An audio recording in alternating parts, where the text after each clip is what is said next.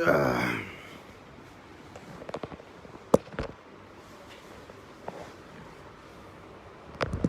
Hello. Hello, my people. It's been a minute.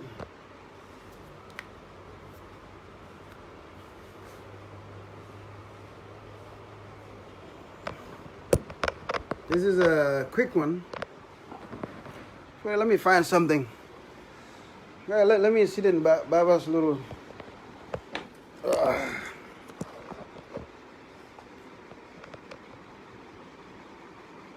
Hello. Man, Falcon Welaba.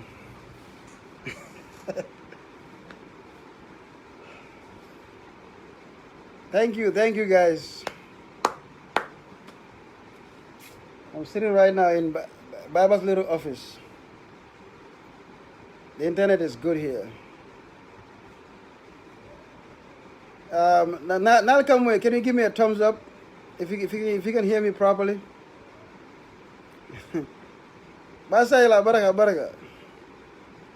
Let me turn this fan off.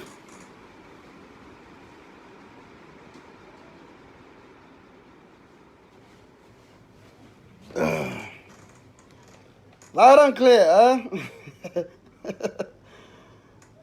Tell me, we are winning big time. 5 minutes, okay, that's good. I'll give you a nice rundown.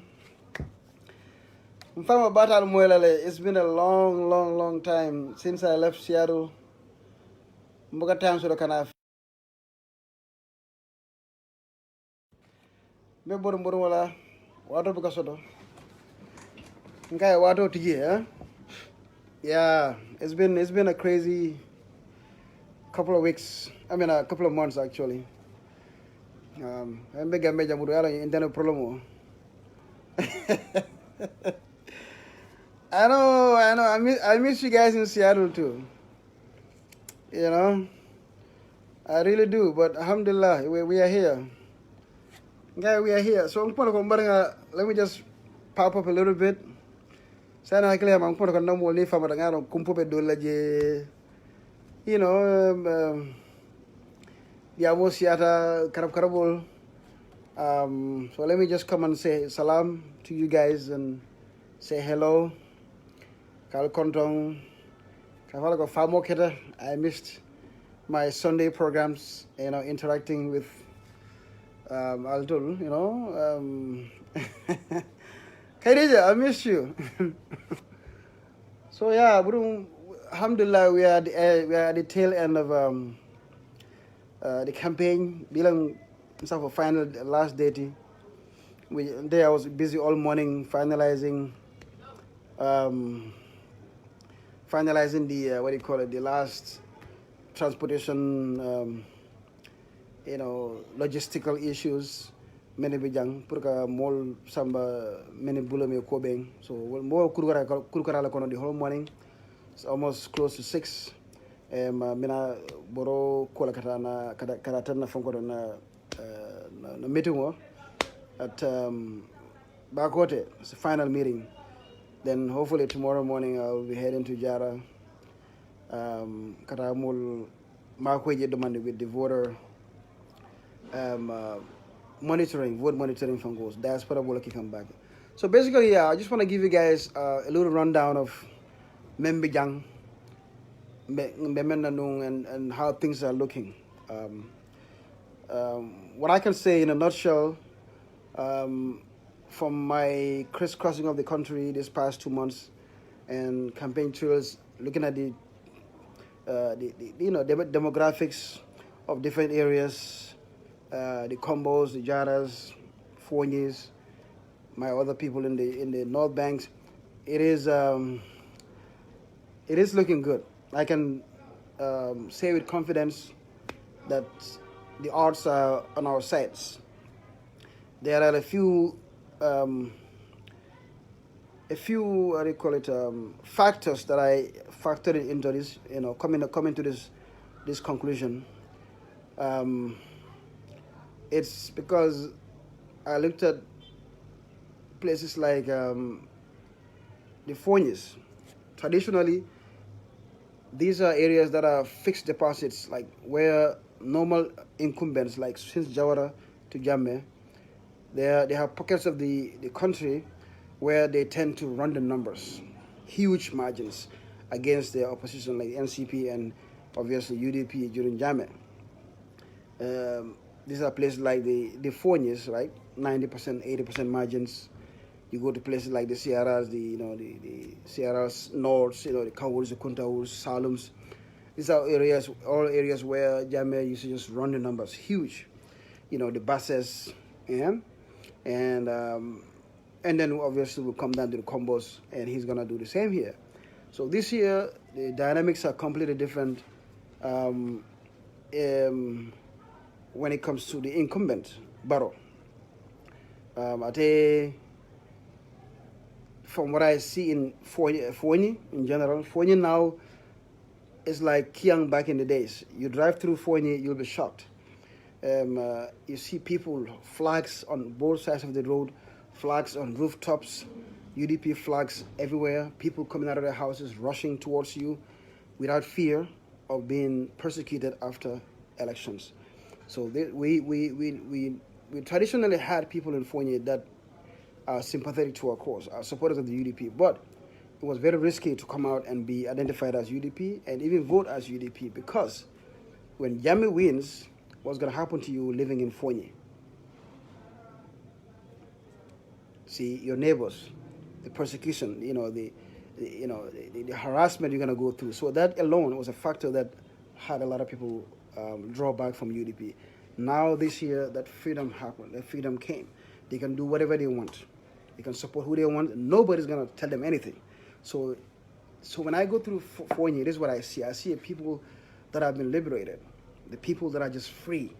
Their enthusiasm levels are even higher than places like Kiang. And I can only point that to one factor, is because they finally get a chance to just go there and express who they want to vote for without being fearful. This factor has just changed the game. And UDP, I keep telling people, don't sleep on Fonyi. You'll be very surprised. I'm not going to give you percentages here, but I can tell you it's not going to be the Yajame days of 90%, UDP, 1,000 something votes, APRC, 5,000 something votes. You're not going to see that. We'll be competitive. Are we going to win it? Maybe not. Maybe some areas we might win it, but Barrow for sure cannot get more than 30% in Fonyi. I don't see it happening. The dynamic, and then because you also have the Bamakande, GDC, APRC factor. So you put this into place, then the possibility of Adam Barrow sweeping Fonyi, that landslide Fonyi that Jawara and Jammeh used to have comfortably, is gone. Mama Kande, SFL, and UDP are going to make sure that doesn't happen. So you negate that. That was an advantage that was there. We took it and put in the trash bin. So that's out of the picture. So then the next plausible area or demographic or region that you think he could have that base, that Yajame style of a base, where you can just run the numbers. The next plausible one is gonna be what? URR. That's where he's from. Traditionally, or logically, you would have thought that was gonna be his base. That was where he's gonna run the numbers, getting like 20-something thousand UDP, like 3-4 that Yajame used to do in Fonyi. That's also out of the question. That's not gonna happen in URR. But that same URR, that's where we're gonna do well. We're gonna try to do well. Mamba Kande is gonna do well there. He's gonna try to get his share. Doi is gonna have their share of the Woodley vote. So then URR becomes this troublesome area again, where he's gonna be struggling to break ahead. So yeah. So then we come to the Kiangs, the Jaras, LRR, I would say the Badibus,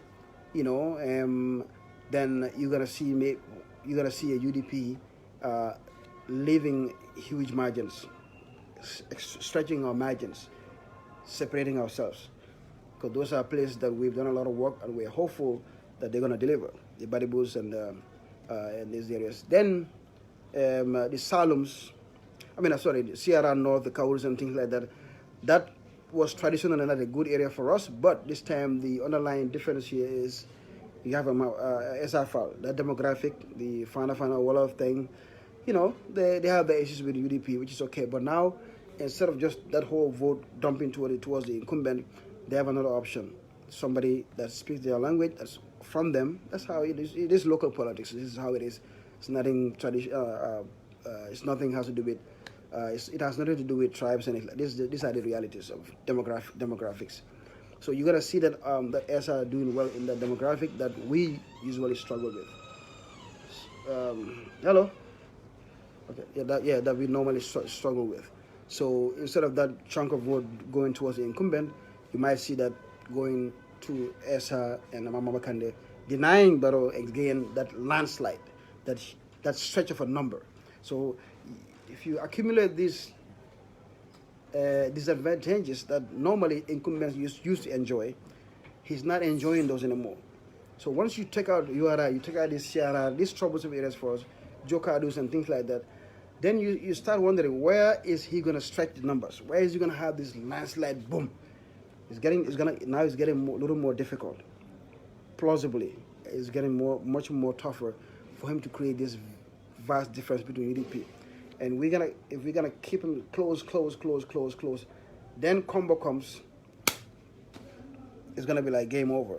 This is my, because obviously we all know what's happening in that combo corridor, that Brikama, Busumbala, Farato, Bakau, Sukuta, Sane Mentereng, Gunju, Sanyang, Jambanjeli. This is where the chunk of the Vorsa and KMC, of course. Once we hit that, I think it's going to be game over. And you can see that when Barrow goes on his national tours, as soon as he enters combo, he starts going crazy. He starts talking like a crazy man, basically attacking people, and just lost his marbles. You will see him going after people, attacking people, tribal, Anytime he goes into combo, his demeanor changes. There's a reason why. He can smell it. He's not that dumb. He can tell. That's why when he went to Bakau the other day, he was very emotional, I would say. He could tell that things are not looking good. And Combo, he himself said it. I didn't say it. It was from his own mouth in 2016 when he won. He said, even though the phonies and things were coming, blah, blah, he said, let's just wait for Combo. Let's wait for Combo. Combo came, boom, negated the whole of Fonyi and all these Jaras and things like that out of the waters. Fonyi blew everybody out of the water. The Combo. And he's looking at the same thing again. He's looking at the same thing. He's looking at the same facts, and the same facts are not on his side this time, and he knows it. So these are the realities. This is why I am confident. I think my confidence is based on I would say facts. Not like I don't have the actual numbers like who's gonna vote, but demographically the way I see things is how it's looking like. With Mama Kande and Esafa's presence in the game, without those two, you could say yes, these anybody but UDP, the non-UDP, they'll automatically just but now these two guys in the game is Esafal. That's why he's really angry at Esafal, because that's smelling defeat. Because every Esafal vote without Esafal would have voted for Adam Barrow. Most likely. Because they rather not, they just don't like UDP, which is okay. We don't need anybody. Everybody don't have to like us. So these are the realities of politics. You cannot win every vote, but Esa's presence and Mama Kande's presence are gonna hurt him.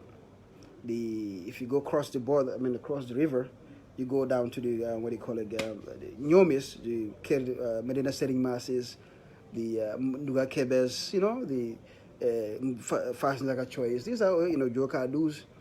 These were all troublesome areas for UDP for reasons that are just common with Gambian politics, tribal and everything. You can call it whatever you want, but it was not our strongest suits. We did try. Rahilo did a lot of work in that area because she gave them a bunch of boreholes, and Yakumba also went over there, dug some boreholes for them. Those are all factors that's going to help us. So our numbers are naturally going to improve on compared to last year's. That's going to happen. But Now this time you have the added advantage of SFL. He's one of their own. So, they will share the votes with Adama. That's why Adama is really angry at SFL. Because if you look at it, 2 days to go for the campaign to finish, you have nothing to talk about than to go and just blast somebody and just go after SR and personal with him, his salary, what you guys talked about behind the scenes. What importance does that have for us, for the electorate? Zero. But why would he go that route? Because it's a sign of frustration. He would rather have talked about hospitals and improvements he did in KM, this and that. But there's nothing to talk about in buffer zone. The only thing you could talk about was, I'm going to give the Alcalos salary. Who gives a shit about Alcalos salary? $3,000. And I can spend that here right now. Go buy some Afra. That's it. So, but that's all he has to tell KM. There's nothing. Talib Bensouda did all the work. The Mbali project, the parks, fixing the buffer zone, all of these things Talib did. What does he have to say? Zero.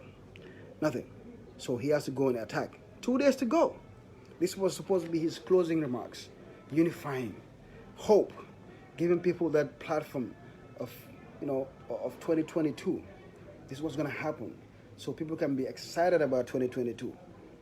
What are your new budget proposals? What cuts are you going to make? Are you going to, how much money are you going to save?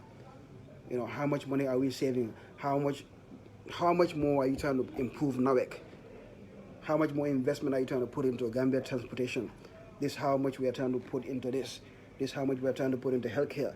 So you can expect, and these are things that he should have just given us, like budget, because it's gonna be in the budget. Okay, health has increased from 1 point something billion to almost 2 billion. Now we know money is going to health. Okay, energy has increased from this, so we know money is going to energy. These are the things he should have been selling to us this time, this last minute of the campaign. But he blew it, failed, anger, frustration took in. Because now reality is setting in. It's getting clearer and clearer that the game is over. And he knows it. His people know it.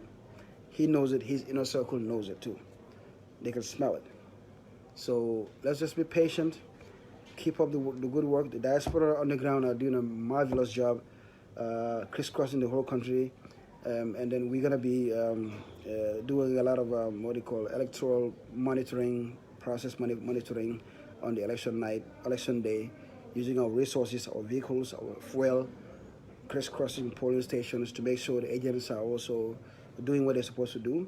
They are on task, and they're not doing anything that can compromise the integrity of our electoral process. So that's what the diaspora is going to be mostly doing. Some of them have the idea of being agents, but we feel like that's going to limit their capability. You know what I mean? You don't want to be sitting in one place. You want to be roaming around, making sure you're going from Banjul to Serakunda to Bakote. Making sure, hey, you're cool, everything is good, okay, fine. No crazy stuff happening. Somebody come trying to bring an idea that's invalid. All of that stuff, we deal with it that day, figure it out, and then move on. Okay, to avoid any kind of problem. So that's where the diaspora is going to be doing most of their, putting most of their resources to make sure these things are all tied together. People like us, today I just finished, I was taking care of the LRR region's transportation thing, subsidizing, because I know the diaspora did a lot of work, providing vans to transport their people to go vote, but some of them have shortfalls, budget shortfalls. So I was behind working with the executives, the party, the finance department to make sure those things are fine. And I finally got LRR sorted out, entire LRR from Kiang to Pakaliba. Alhamdulillah, that's out of the question now. So it looks like we are on track. And this all coming from, most of these fundings are from the diaspora. We